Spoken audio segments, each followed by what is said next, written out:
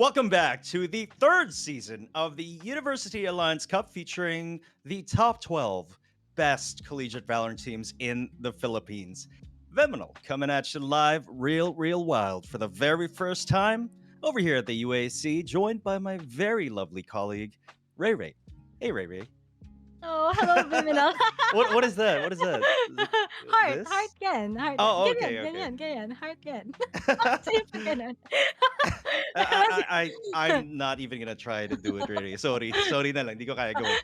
But Ray Ray, it's just we've had an incredible day thus far, but we're right smack dab in the middle of the action because we're not done yet. Isn't that right?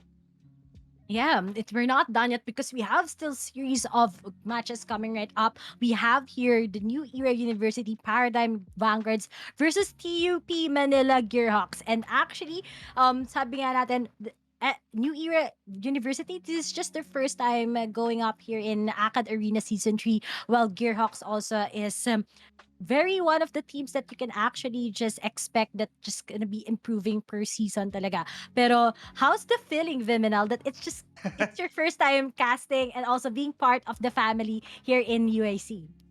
You know what? It's great that you asked me because honestly, it's both a pleasure and an honor to be here because you know how much I've been a fan of this whole collegiate scene, diba? And Dak said it himself. You know, before this existed, there was really a proper collegiate scene until now. And let me tell you, Ray Ray, if I were to actually go back to college, like I would love to be a part of this. And this just feels like a bit of a homecoming for me because honestly, I can't help but think that college was probably one of the best years of my life. And it's not that I'm stuck in the past, right? Don't get me wrong, but you know, I just kind of like look back at it in a very nostalgic way. So I just am really happy to be here.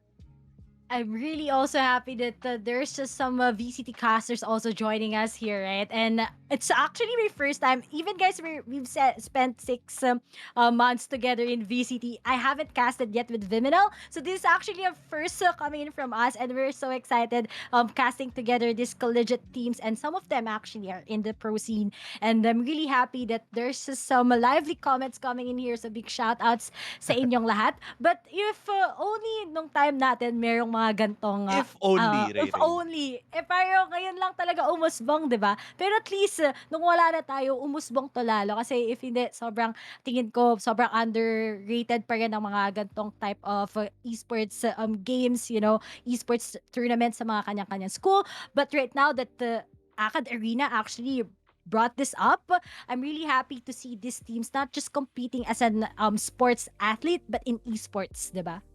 Absolutely. I mean, they definitely deserve the time in the limelight. There's so much undiscovered talents here in the collegiate scene. And you mentioned that, you know, we come from the pro scene, and it just makes sense to talk about it because there's so many players that have professional experience, as you guys in Dax mentioned. It's just absolutely incredible. But daming rising stars na nakikita natin ngayon.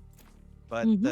you know, it's just sino pa kaya ang magsa-step up and transition to the pro scene in just perhaps a few short months or a few short years, you know? It's Mhm. exciting to think about that. It's really exciting to think about that, but I'm also excited we're gonna be having an icebox map. Rather, Mm. usually these teams they ban icebox before sa season 2, pero ngayon na meron tayong icebox on this pick. This is the first time. You have a lot of first times in this matchup. First time we're gonna be casting together. First time we're casting icebox in the collegiate league. Tapos their matchups are really quite interesting. I'm expecting sana na meron tayo kind of a mirror matchup, but right now for the side of Gearhawks, they're gonna go with the Sky. One initiator, but unfortunately it's not gonna be Sova versus sa new era naman sa Paradigm Vanguards. We have your Chicey Choose your popping off agent. with that Sova. So what can you say, Viminal, about this upcoming matchup when it comes to their agent selection? You know, I always have a lot to say when it comes to agent compositions, Ray Ray, and this is not going to be any different in regards to that. Now, this is a bit of a hot take, but for TUP, for the Gearhawks here, they don't have a Sova. Um, you know, the current meta right now, I think the most effective agent composition for the current meta is a double initiator comp. Mhm. Not bashing what USC did, which was a triple initiator comp, but I really think the most optimal is going with the Sova and a Sky. If you don't go double initiator, you might as well go with the Sova because it's just basically the most optimized team comp right now. But we have here the matchup, player matchups right now for Paradigm Vanguards versus Gearhawks. Both 1-1. The other one is 0-2, if I'm not mistaken. And you mentioned earlier, Ray, that these two teams, it's basically a veteran versus young blood. So And the veterans will still they be the traditional or versus the innovative part of this teams. Pero I think when it comes to the matchup, mas innovative talaga sa side ng Gearhawks. Even if para silang may solo duelist, but the fact that you have a Sky and Icebox, let's see if how will they be able to make the most out of it. But what I'm more excited is that you still have that Killjoy plus the Sage. Di pa rin nawawala yung mga kailangan nag-a-anchor sa bawat side. But how will this be a big possibility for the side of Gearhawks using that Sky against Sova? Because Sova, he has a lot of intels plus the post plants also, di ba? Mas kailangan mo yun eh. Pero knowing that they have a good chance of how will they go with the defending side, this might be useful also because you have those birds flying in towards those angles. Kung sa may expect ang new era, and that's already big when you know the intel. that's absolutely right. And coming into this, so I really still think it's a bit of a disadvantage if you're pitting a Sky against a Sova and wala kang Sova on your side. You're gonna have that lack of intel, and in just about every map, that pretty much holds true. But let's see. I mean, there could be other discrepancies, could be other strategies in play here for Gearhawks. I'm pretty sure they know what they're doing, so I'm welcome to be proven wrong here. But again, up against Paradigm Vanguards, basically anything is possible here. Veterans versus the young bloods. It seems like they are going to be executing onto A side here. That's what we're gonna be seeing them, but looks like Hans, so we'll be hitting them now. 30 seconds left. Pasok ang mga new bloods natin, pero nga lang, they also denied it big. But right now, they would have gotten those walls coming right out for the Shinobi, but they only have a 2 left as Hermanium. He wants to be that aggressive standing. Sage, but unfortunately, Spike wala down their A. fans. It's an Aeonix, and we only have one guy left. That's gonna be Kuya JM. And we have here Gearhawks winning that pistol round, and they actually just have that good amount of hold sa A side. There were actually 4 guys coming right up, pero mukhang maligalig. It's starting good for Gearhawks because this team are actually one of the momentum-based teams. Pag natalo kasi sila ng maraming rounds, minsan nagsistruggle na sila. Pero if they have that good amount of first few rounds dominating on their side, this will be big coming in from them. Pero I'm still quite curious as to how this Paradigm Vanguards does their gameplay here in Icebox. Yeah, I mean, diba, we talked about the agent composition earlier, but in the end, if you can't win the gunfights, no matter what agents you use, you're going to be on the losing end. So that remains to be seen. But right now, this is going to be the post-pistol round, and Gearhawks, they're going to be committing a lot of their economy into fire. Spectre's here, aggressive position from Prance, but he dashes away, does get dinked for at least 50, minus 100 HP here. But Icy, though, also down to really low HP. Get the heal from the Sage, though. Oh boy. Ito na, bardagulan na rin. Bardagulan na nga yung mga nangyayari. Bibilang, kalimat ka lang, bardagulan na nga. And speaking of France, it's just so aggressive. It's just taking out those 2 kagad. Denied na din ang kanilang initiator plus their jet. But still, dahan-dahan si Quiz JM papuntang kitchen. Pero nga lang, will Hermanium actually be expecting him? But oh no! Hermanium actually saw him coming right up there. Plus the advantage when it comes to his Spectre. Pero we only do have 2 left. That's gonna be Aeonic. Pero nga lang, the right clicks are working. Pero still, Keen takes him out. And Monsky takes Aeonix, and that's it. Gearhawk still has that advantage when it comes to their Spectres, when it comes to how they actually play it well with the retakes. Plus, knowing na Antirman na din talagang Paradigm Vanguard, it's gonna be harder for them this time around. And we still have those smiling faces coming in from this guest. Alam pa nila paano tumingin sa camera, di ba? Sobrang nakakatawa makita, kasi pag may player camps talaga, you get to see their emotion after a big round win, or when perhaps they're going to be losing momentum. You can kind of tell from their facial expressions, and they're going to be pretty happy about taking the first couple of rounds here, while a lot of people tend to underestimate the first couple of rounds. Arguably, it really sets the pace and the tone for the rest of the match. If you win the first couple of rounds, the momentum is going to be on your side. But round 3 is underway. And we're going to Mhm. see if there will be a third round turnaround for PDG here. Ionix and the rest of the squad perhaps leaning towards another A execute here. Although they do have an anti-flank over here in mid, and then of course Killjoy is taking a closer look over there onto the garage. But Shinobi just getting over there in mid. Monsky though, Ooh. we'll be seeing a little bit of action onto B side as he gets traded out by Ice Blue Mink. Ice Blue Mink. Mamink-mink ba yung kulay? Sorry guys.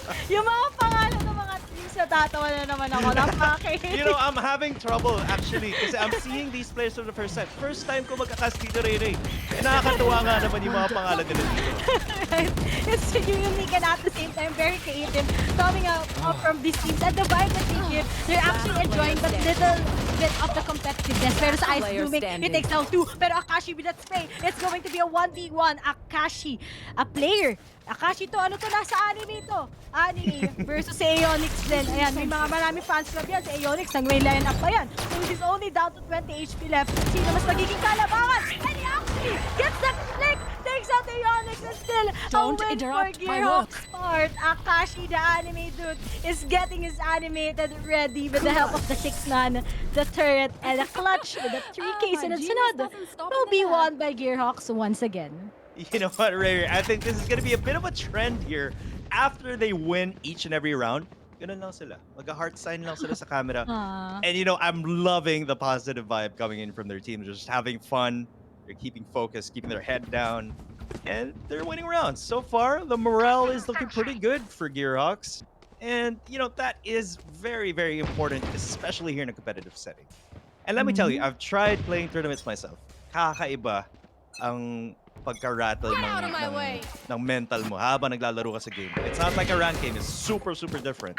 And being that composed, having that composure is a huge win condition for your team. France, though, will be aggressing onto a spawn here. Doesn't really connect anything with the knives, though. But at least you take out 1, pero nga lang is having a big deny coming in from Ice Blue Mink, also taking out his Blade Storm. And is this gonna be a drifter round? Coming in from a new era. Is this gonna be the new meta that we've been waiting for? Pero nga lang through this smoke, Teen actually spots out si Ice Blue Mink, and we only have a 4v3 player that will denies him out. And Akashi tries to fire him, but a good deny coming from Aeonix will be perfect for the side of him. Pero nga lang, Shinobi spots out Teen, and we only have Monsky left coming in from the spawn. And it sounds so impossible for him to do it. Actually, pero uy, hindi pa pala. Looks like I am wrong. Looks like Monsky still gets those frag as he gets those 2. Will this be a possible clutch once again? As he has a lot of time for his hand, pero nagtapo na nga right now ng slow orb. It might be harder for him to ibigay kasi meron tayong but no! But Kuya JM still denies that potential clutch coming in from Gearhawk and wins this with a thrifty round. You know what? That was a thrifty round for PDG, diba? Pero parang it was still a bit of a statement coming in from Gearhawks eh. Kasi si Monsky, he had no business making that an almost winnable round for them. What was that? A 4v1, 3v1? You know, that they needed to have some crossfires there for Paradigm. And, you know, we didn't really see that happening here. That would have really helped them out. But in the end, Quiz JM coming in clutch with that swift one tap to the head of Monsky. But again, they got to take care of their post-plant situations here, Ray. And that should basically not happen in any point in the match. Sayang yun eh, no? Kung nakuha nila kagad si Monsky, hindi pa siya makakapagtigit ng maraming pera. But still, that was a good eco coming in from them, but quite expensive still for the side of the Paradigm Vanguards. But still, knowing how they just enjoyed it so much puts a good positivity vibes to everyone. Plus the ones who are commenting right now when it comes to the ship. Pero ka lang, always check your corners! You don't know who's gonna be coming! Ay nako, buti na lang. Medyo nakaalis na din sila kagad. They are just stacking here in B-side kagad. But Monsky was just giving them a lot of chances to get that kasi sobrang kapag siya pa'y nabawasan, it might be an advantage for the side of Paradigm Vanguard. Pero with the help right now, with that lockdown versus this Viper Speed, who's gonna be winning this? Dahil kapag isa nakapag-clear out of that, ayaw mapag-put off on a strike. It's like Shinobi, the nice Romanian with that potential kill. And he goes for a 2K, pero nga lang, there are actually 3 players that game. And this will be an opportunity coming in from France. Together with Shinobi, and we're down with the PvP, pero may potential for Akashi to do this, and it's gonna be just Aeonix himself. Pero nga lang, Kinetic in 80-80 na sidestepan, and it's a win. Most likely for the guys of Gearhawks as he needs to defuse it, and yes, a good retake because of that lockdown, and they denied that potential win of Paradigm Vanguards. Yeah, Paradigm Vanguards, they had a pretty good execute. They had the sights. However, again, in post-plant Ray, dun sila nagkakaproblema. Kitang-kita natin behind yellow. Franz just dashed in, was able to get that beautiful spray transfer onto a couple of PDG. And again, those refrags need to happen. They really need to react faster when someone is trying to retake. But of course, you got to give it to Franz. You know, he had the perfect timing then and there.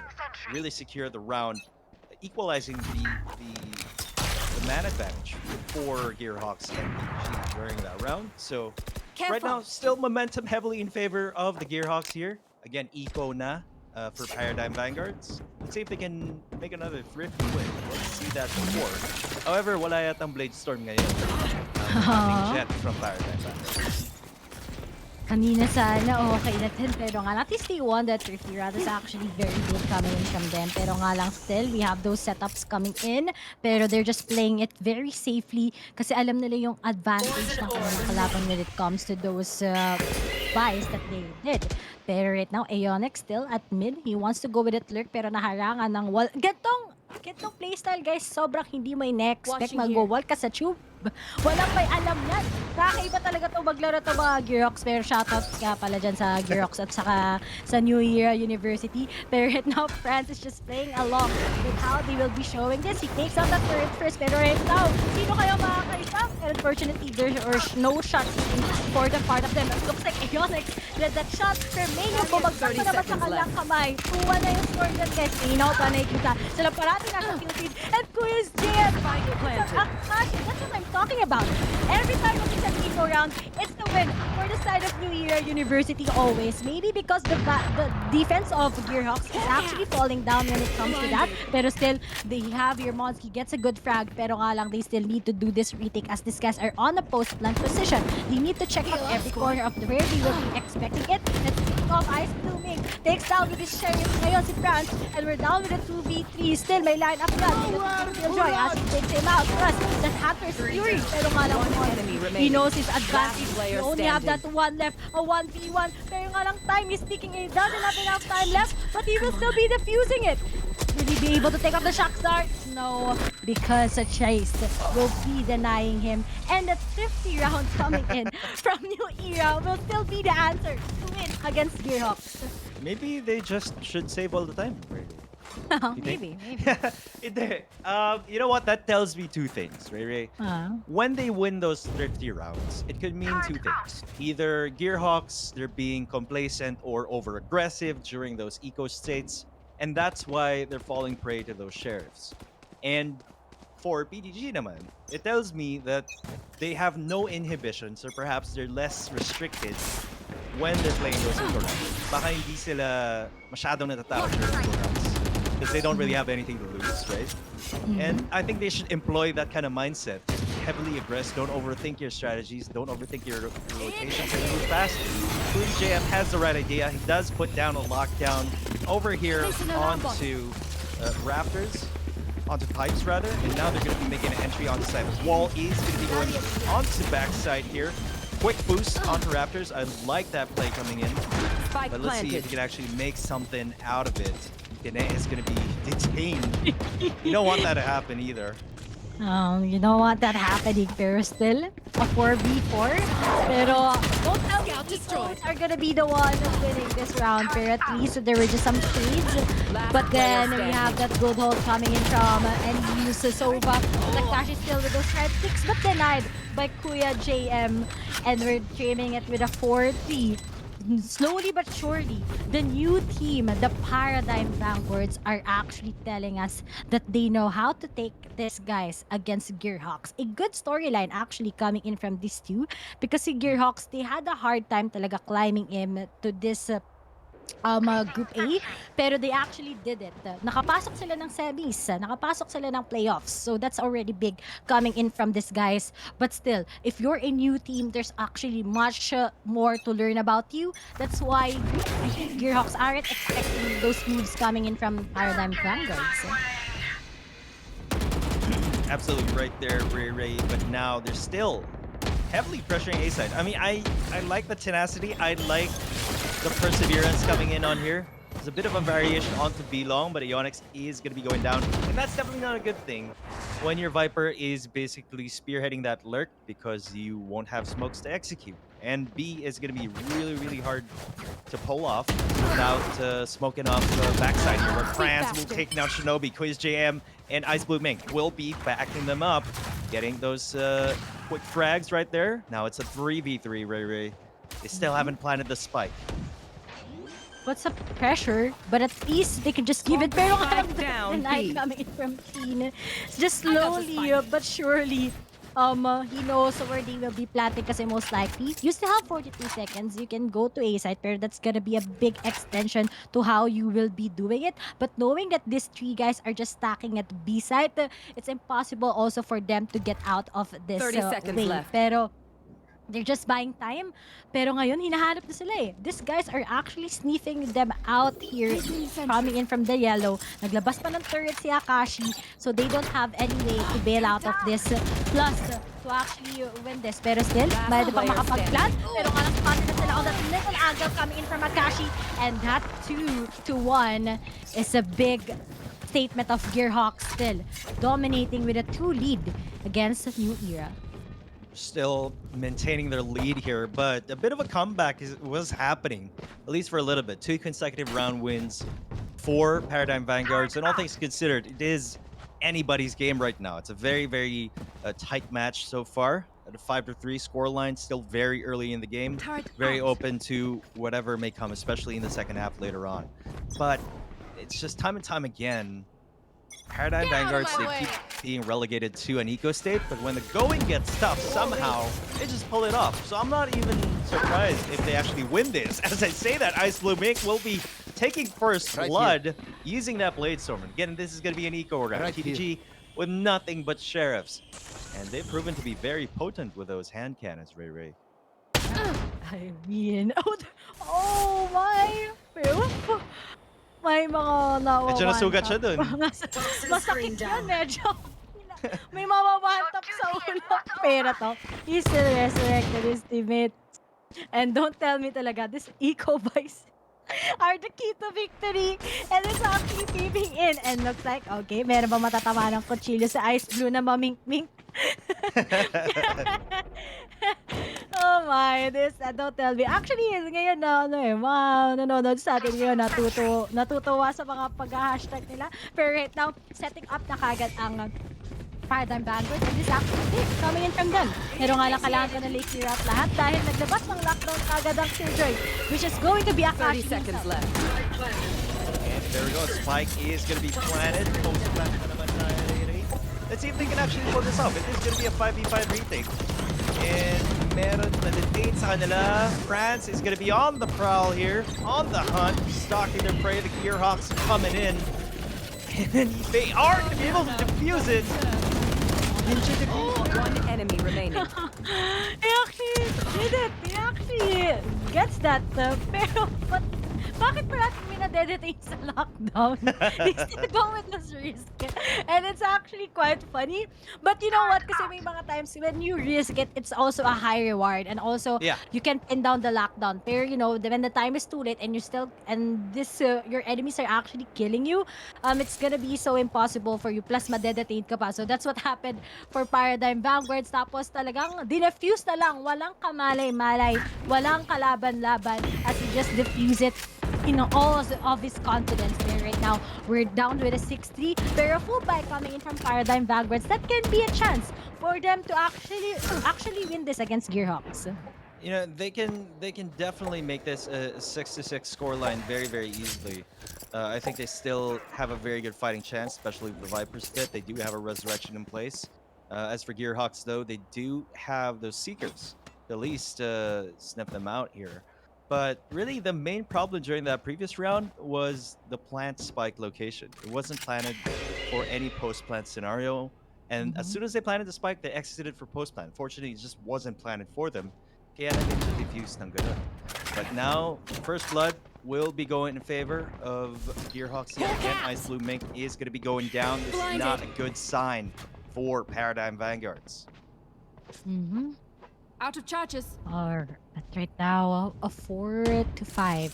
You Still will can not be a kill setup my dahil ally. pwede pa naman mag-rest right now si Shinobi. Speaking of, nirevive na nga niya si Mamik 30 and we're seconds down with a 6 left pero the time pressure is on the hands of Paradigm Vanguards pero at least nalabas na nila right now ang Vipers just to deny everything. Pero nga lang nagkakaroon pa rin ng chance right now.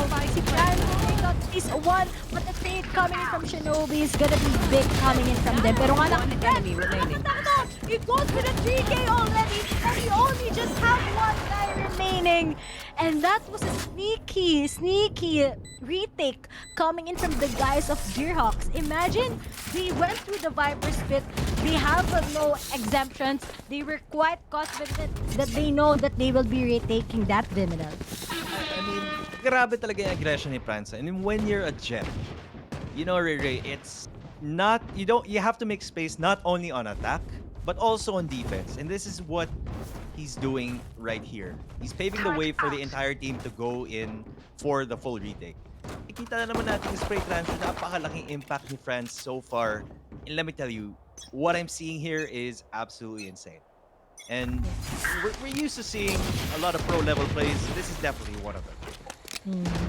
Definitely, one of those things talaga coming in from not just Gearbox but also for Paradigm Vanguards. Pero nga lang this time around, what Paradigm Vanguards usually do is that they get those buy, tapos kapag naging work, it's just the same rotation happening for them that makes them so possible for just Gearhawks to think of what will be their execution. Pero right now, hinabol lang ni Friends si Kuya JM mo at least si Shinobi pwede na maging opening itong B-side pero meron lang na may naghihintay lang sa kanya. That's gonna be Modski that have almost the same name as Modski. Pinagkaiba lang is yung isang letter but Ice Blooming takes out Franz himself but then if Monsky will actually get this kill, this might be harder for the guys of Paradigm Vanguards. Once again, they're down to go. But there's just a guy at his left side. It takes out Monsky, but Hermanium will just be 30 seconds taking left. a Onyx, protecting them. But remember, they haven't planted the spike yet. Pero they have that good Hunter's Fury for post-plant. So let's see how will this Paradigm Vanguards go with that execution that they have. I really like the decision making coming in from Paradigm Vanguards. They did try to bait out the fake rotate. Now with only 10 seconds left on the clock, they are going to be able to get a spike down. Shinobi with the long range one tap of the Sheriff here. Of course, Bladestorm's out for Ice Blue Mink. Let's see if Kinek can actually clutch this out. If he can get one, this is definitely a favorable position here, but this is a bit awkward here, Ray. One enemy remaining. Trying time, but man, Yun lang. Akashi. Yun lang. Napag-backstab si Akashi habang dinidistract ni Tenet. Is it Tenet? Am I pronouncing it right? Or I think Tin? it's Tin. Kasi di ba Christine? Okay. Last okay. round in the Let's call, half. let's call. Kasi may friend din ako, pangalan niya Tin eh. Oo nga, di ba? Christine depende sa pangalan ano niya, eh. tawag namin sa kanya Tin eh. So, I'll just call him Tin. Okay. Guys, Sorry correct for nyo that. kami. Sorry Correct kami, that- guys. sorry for Tin that, or Chat. Tin. You know what? Baka Let's just agree on one thing. Really. Tin na lang. Tin na natin. Feel ko No mas problem. socially accepted ata para sa mga nanonood sa atin na Tin. Kahit may iba Tin. Depende kasi. May mga iba-ibang pangalan talaga eh. Pero, kasi minsan ka, akala mo, kahit meron Kite pala yung pangalan niya. Ayaw ang friendly Kite, we call her Kite. Pero nga lang, right now, hindi naman daw siya natatamaan ng Hunter's Fury. Kaya kukunin niya yung card. There's some mistakes na nagkaka-capitalize ng each other's team kapag nagkakamali sila. Ganun lang guys. Kaya siguro natatalo yung bawat team. Pero at least Chaisey was able to pin down the anchor of B-side, and that is Monski himself. Here, it's Prance just overlooking yellow here. This is a bit of an anime duel. Both of them on operators, both Jets on operators. And this is a very common technique, Norere. When it's the last round of the first half and you've never brought out an operator throughout the entire half, typically sa last round, you have to expect someone coming out with a surprise off. And it's usually expected at this point in time, but it can work still. So now Killjoy is forcing them to rotate outside of A. Looks like they're going to be committing on to B long Rere as Shinobi is just playing a little bit of anti-flank, playing off that turret, which is 30 quite seconds smart, left. but I highly doubt that he's going to be catching anyone off guard here. Spike has been successfully planted, and Gearhawks, they're more than happy to go for that retake. But with a man down, that might be a bit too tall for of a task here for them to accomplish. You should run.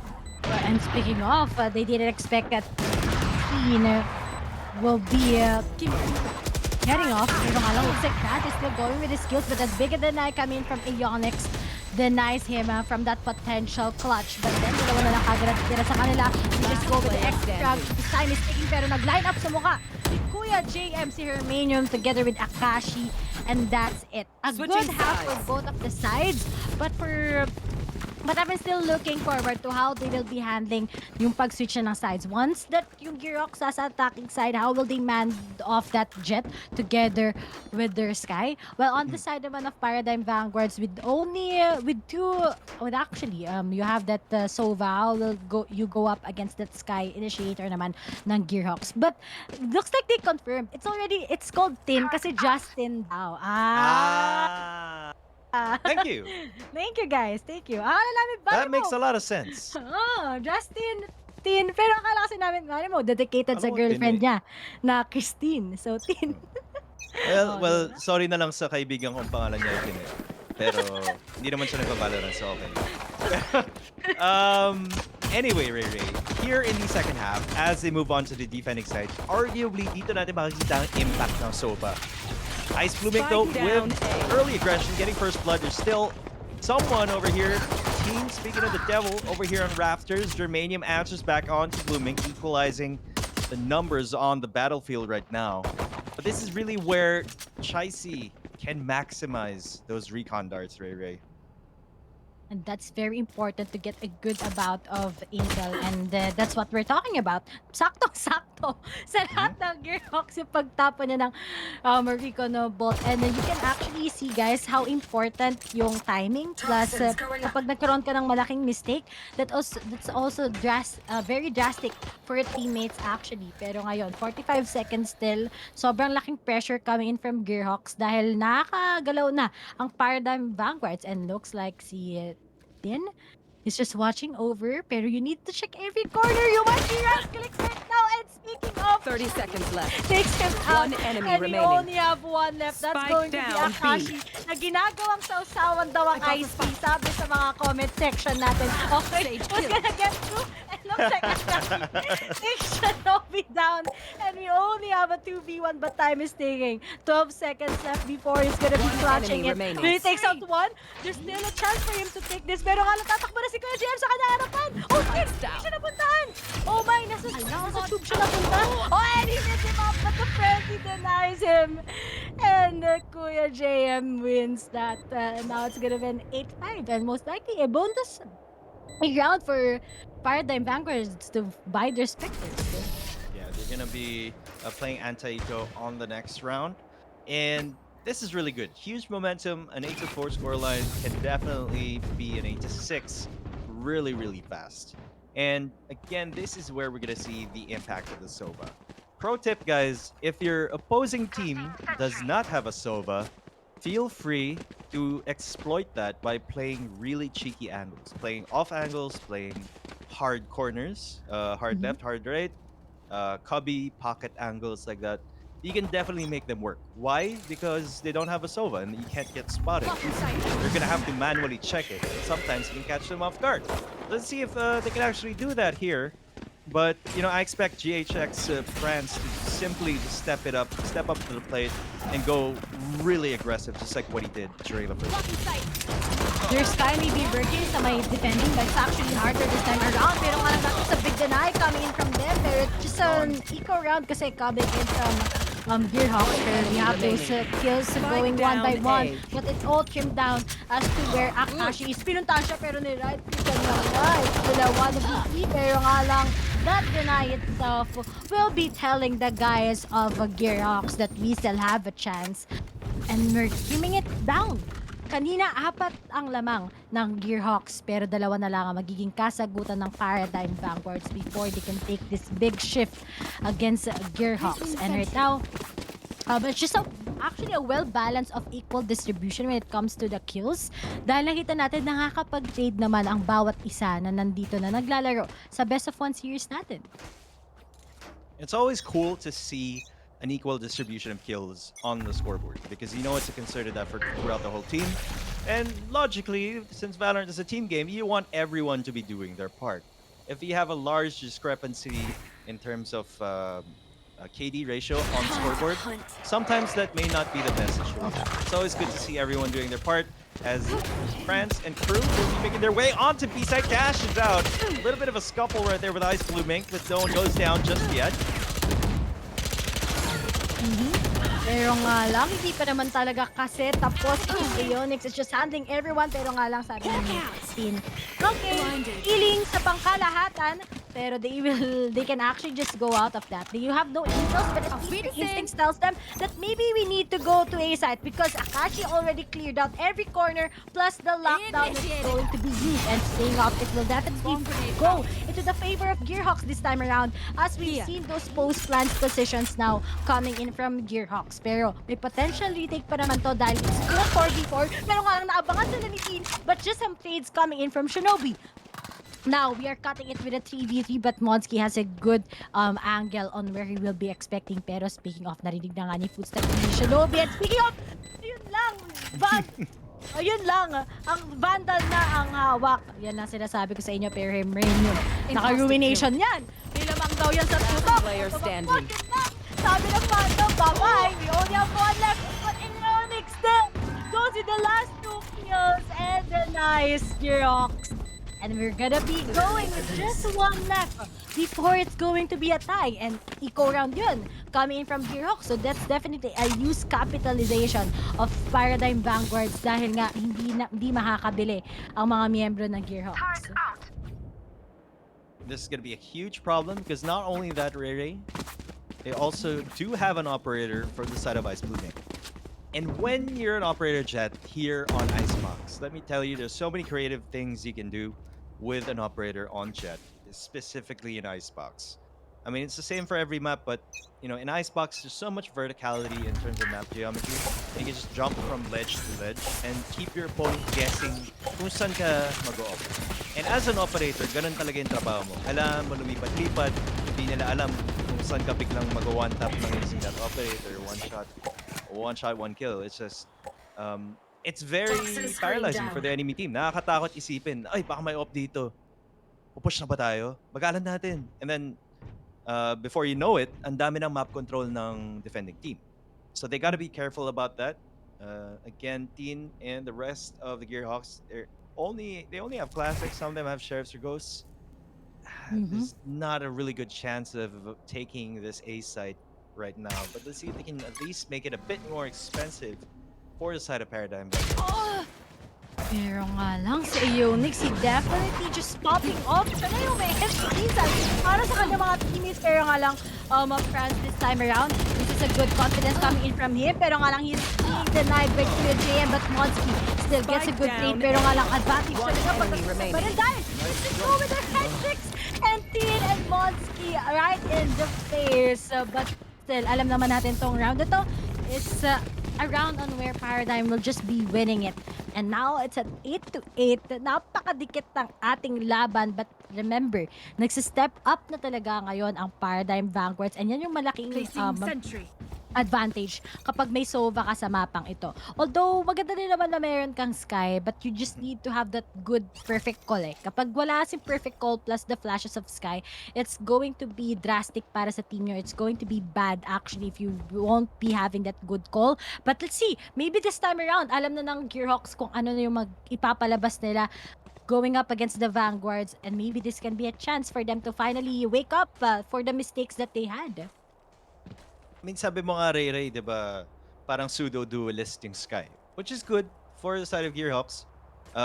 You can say that they have a lot more burst potential here, especially sa attacking side, baka, magamit nila to their advantage. Pero the fact of the matter is, kung wala kang enough info, anohin mo yung burst. Pero, you're taking a look at the scoreline, dikit siya, yes.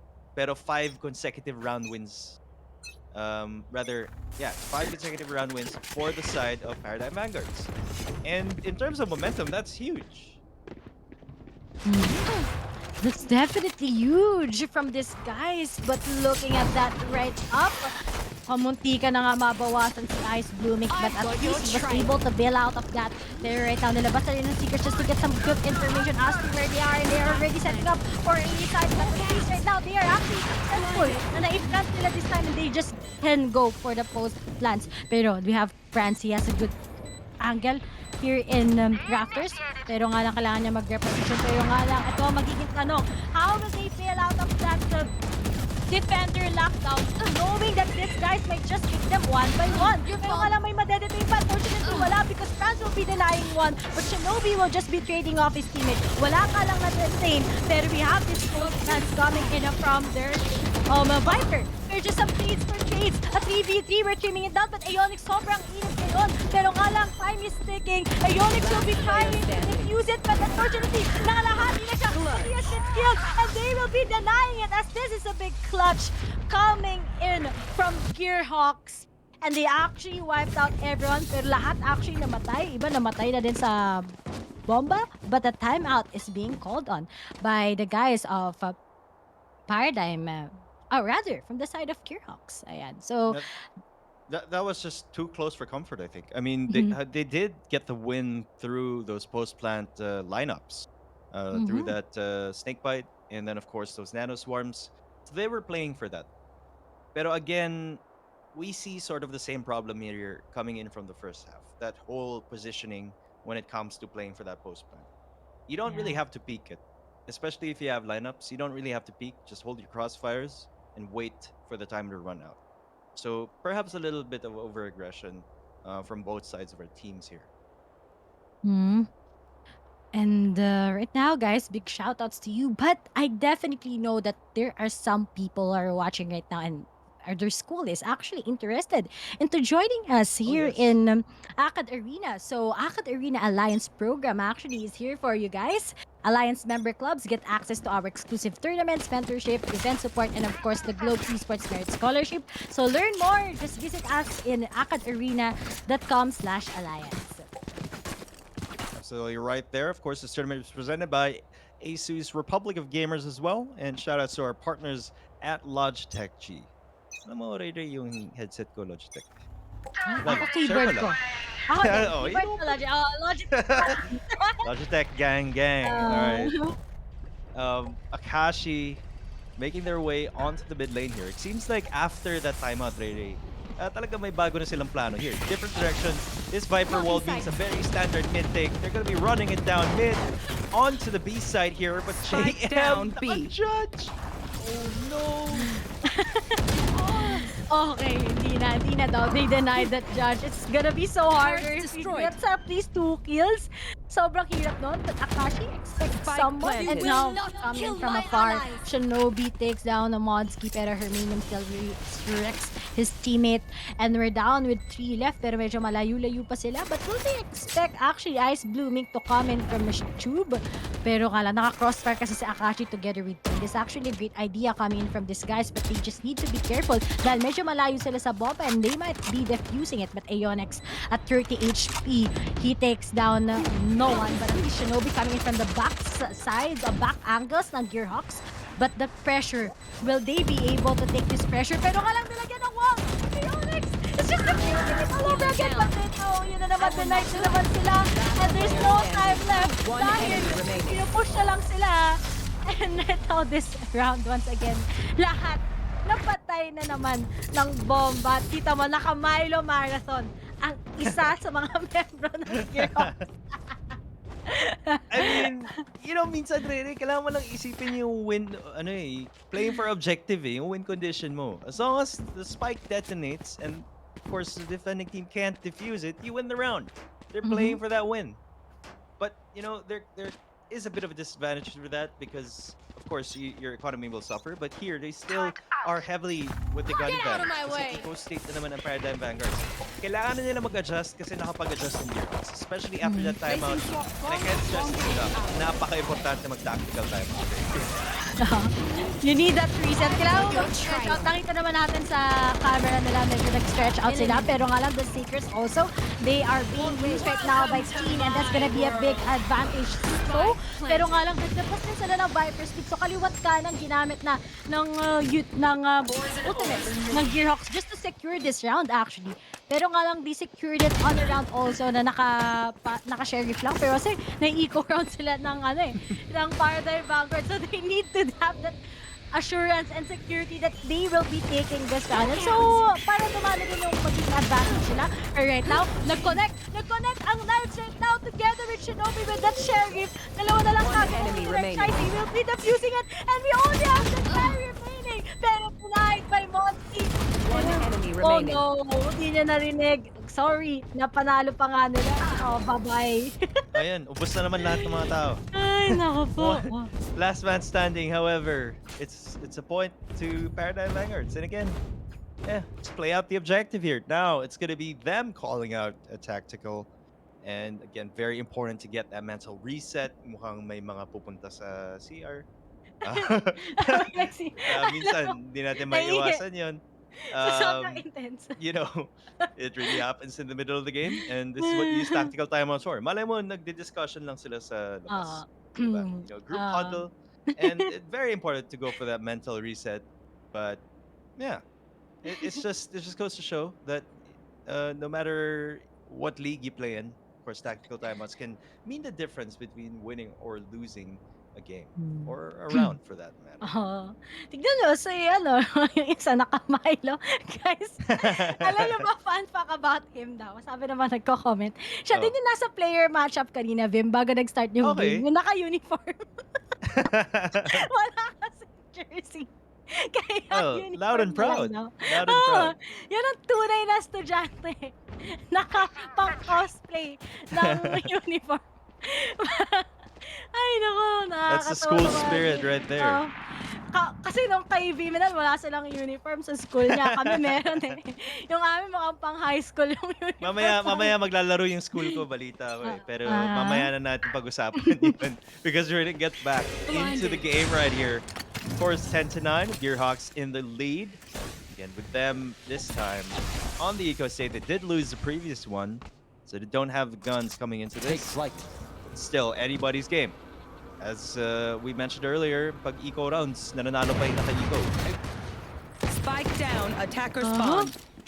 Pero looking at that, may pag-asa pa ang Paradigm Vanguard, sinasabi ko sa inyo. Sobrang daming mistakes talaga, no? Doon lang talaga nananalo yung bawat teams minsan. Pag magkakaroon sila ng kamalihan, tignan mo. Na-put off ka ng ghost. Ay, nako. Hindi ko alam kung bakit. Sobrang daming mistakes. Pero may kita natin, guys, na they're just normal people. They're normal people also. Lahat naman nagkakamali. Lahat nagkakamali talaga, especially in a tournament level like this. It's very easy to make mistakes. It happens even to the best One players. enemy remaining. Ice Blooming will be taking Spike down down Team. A. And Shinobi takes down Germanium. Aeonics will be closing out the round. 10-10. Malapit na tayo mag-flash sale dito, mga kaibigan. Isang round na lang. Kung nag-11-11 ako po. Ay, Talagang alam mo na yan. alam mo na, Vim. Ano talaga, bumibili bumibili si Vim guys sa 11-11. Huwag niyong kakalimutan. But also nga pala guys, hit the wall with AcadArena on TikTok. Make sure to follow AcadArena if you are part of our first 1K followers. You'll get the chance to win some of our weekly giveaways. Post or tweet with the hashtag TikTok giveaway to make your entry count. So malay nyo kayo manalo ng mga exclusive merch. Malay mo, manalo din sila ng Logitech. Grabe. Mhm. Pag Logitech Logitech plus for the 10% loadies. aim. Oo. Yeah. Plus 10% aim yan. No, but really, I've been a fan of Logitech for like the longest time. So if you guys are out for new gear, definitely do check out Logitech. Highly recommend the G Pro X headset, which I've been using for quite some time now. I replaced the headset because Ray, di ba mahilig ako mangolekta ng gear. Pero yung headset ko hindi ko talaga pinapalitan. Kasi sobrang nagustuhan ko tong G Pro X. No cap, no cap. Iba talaga yung Logitech din. Ako sa keys talaga. Guys, pag natitilt kayo, magandang keyboard ang G Pro. Joke lang. Kidding aside. 10-10 ang ang 10-10 ng ating game. Sobrang intense kasi may mga times lang na hindi nakakapag-post lineup, or kaya di nakakapag-retake na maayos. May mga hindi angles na napipick. Kaya yung mga usual mistakes coming in from them. Pero right now, at least Teen is already aware na merong offer. Sisilipin niya ba ulit to? Or di niya sisilipin pa? Ayan, sisilipin niya yan syempre. Pero yun lang, hindi niya pinick off pa yung kanyang operator. Pero kasi buying time lang ang Gearhawks this time around. They're playing it slowly but surely.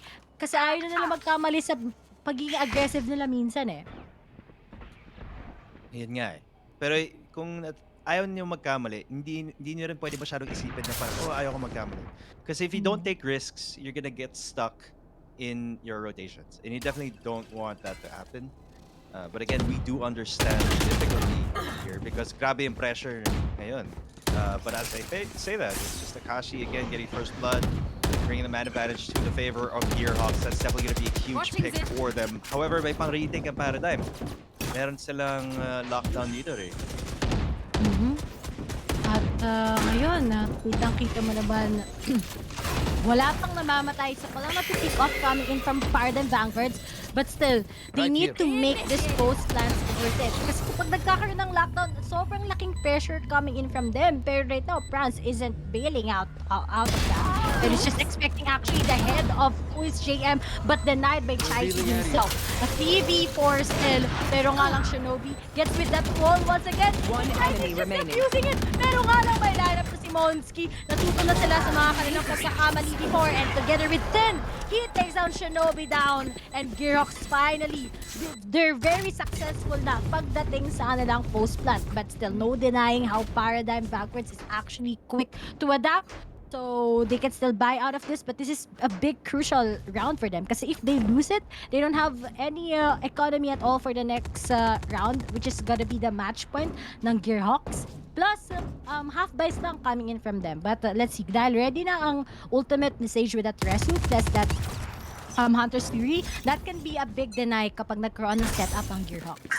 Definitely true. I mean, you could choose to use the Hunter's Fury very early on in the round para makapitas ka, or use it to go for that retake if you're going to be on the defender side. Typically, I prefer using it very early on the round, especially with Icebox, kasi alam mo nasan yung mga agents ng kabilang side eh.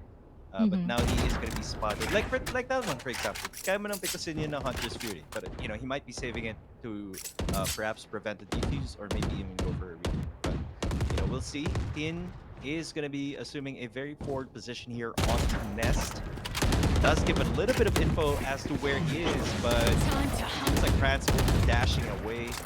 Rather, Ice Blue Mink will be dashing away here. 3 of them over here onto backside.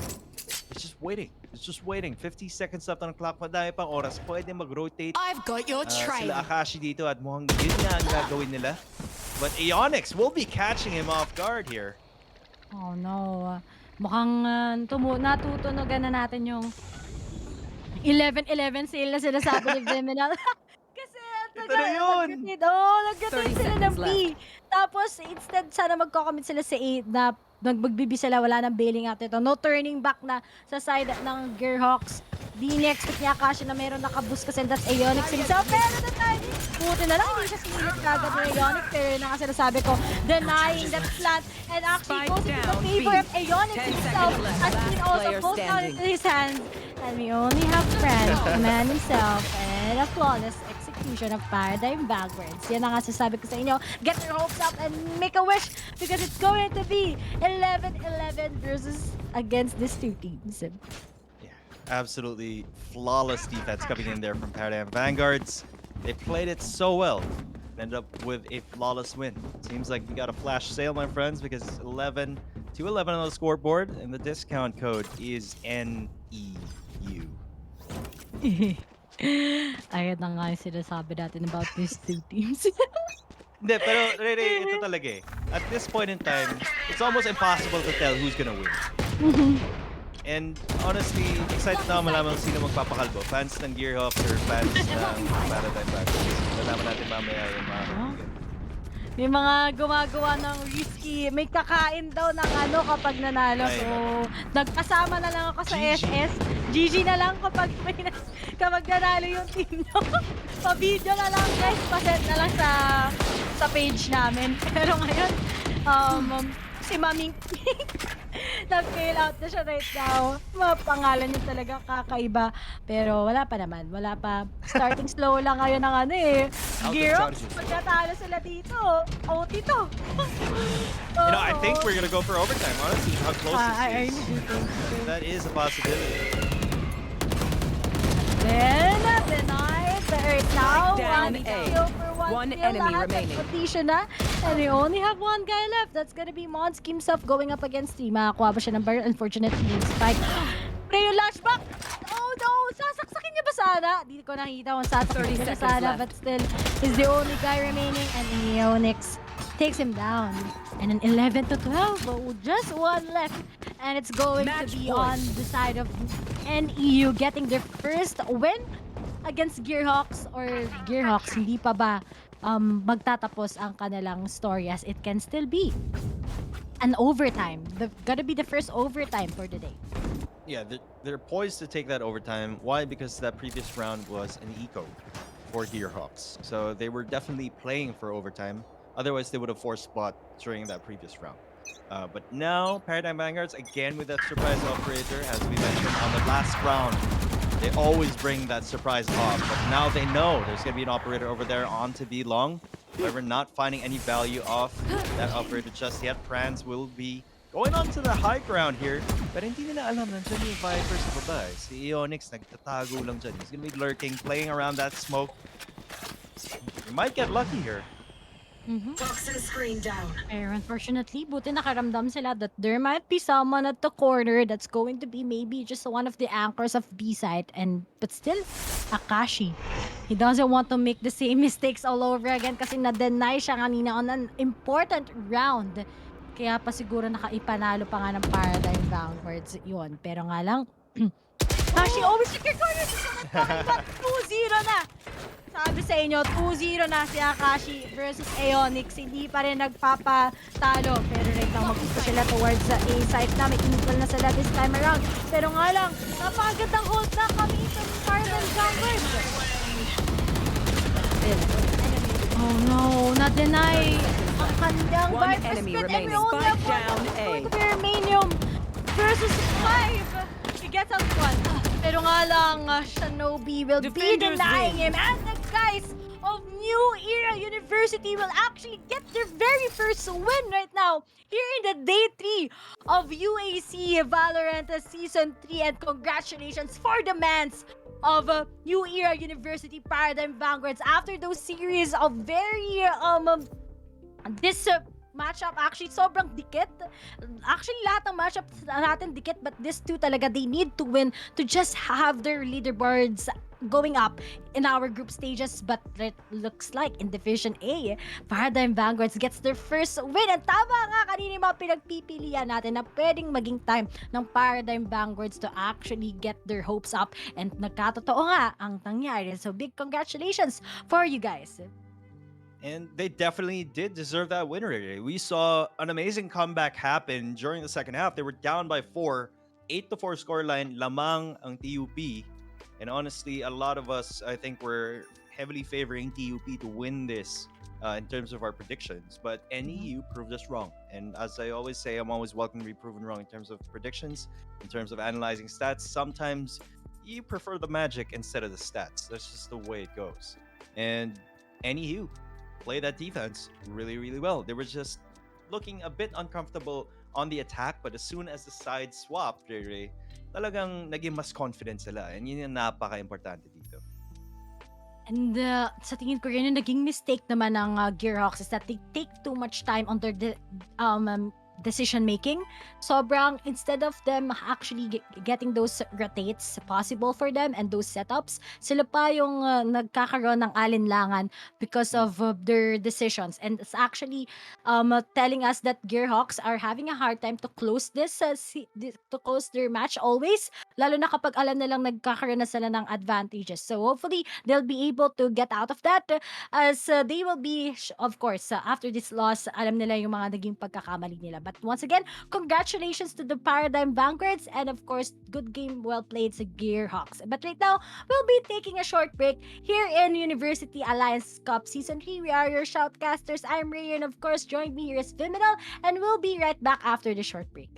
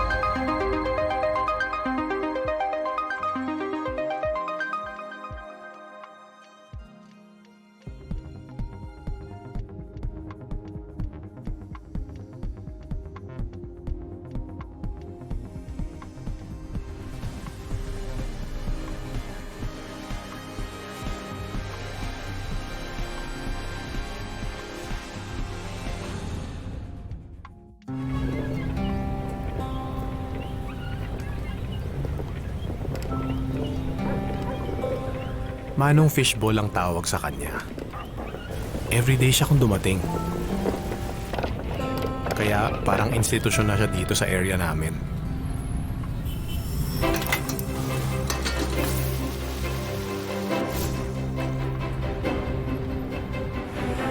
Minsan, sobrang late na. Andun pa rin si Manong Fishball.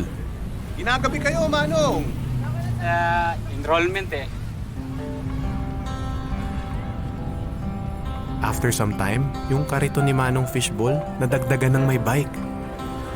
Hanggang kabilang kalye, nagtitinda na rin kayo, Manong? Ang notebook. Sunod na taon, pati menu nadagdagan. Nax, may squid balls na! Mahal kasi ang lapis. Ikikyaw pa dyan. Bilib na bilib ako kay Manong Fishball. Akalain mong yung maliit niyang kariton, napalaki niya ng ganon?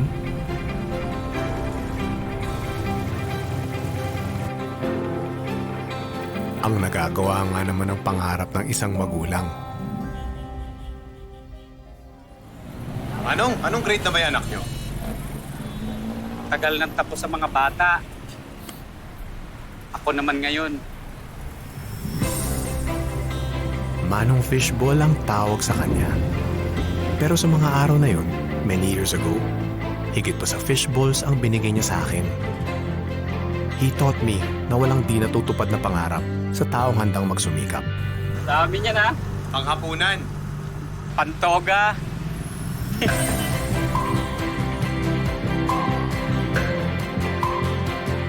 Atin ang pangarap. Atin ang pagsisikap. Atin ang mundo. Globe.